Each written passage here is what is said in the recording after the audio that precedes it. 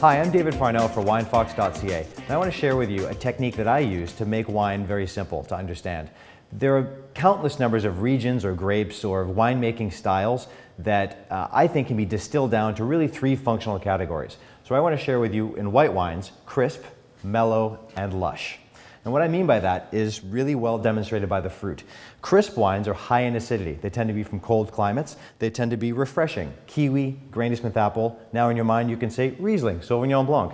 Cooler climates, sharper, higher acidity grapes. When we get to mellow, we're thinking about grapes that are perhaps lower in acidity, climates that are a bit warmer. Grapes such as Vermentino and Viognier fit this mix. And if you think about it in terms of fruit, honeydew melon, cantaloupe, things like this are a bit softer than the crisp stuff, but not quite as heavy as apricot and honey. So here in the lush category, we have Chardonnay.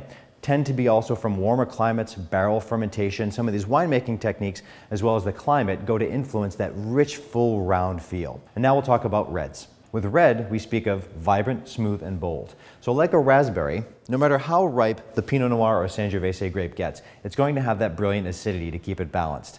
Smooth wines are richer, more full, kind of like a blueberry. It's soft on the palate and rich. So Malbec and Merlot do a wonderful job at that. Then we get into bold. Bold are those really intense wines that have more than just fruit. They have spices and intense tannins to give it a lot of structure. Wines that age an awfully long time. So Barolo, Cabernet Sauvignon, Zinfandel, these are very famous for being very bold, intense wines.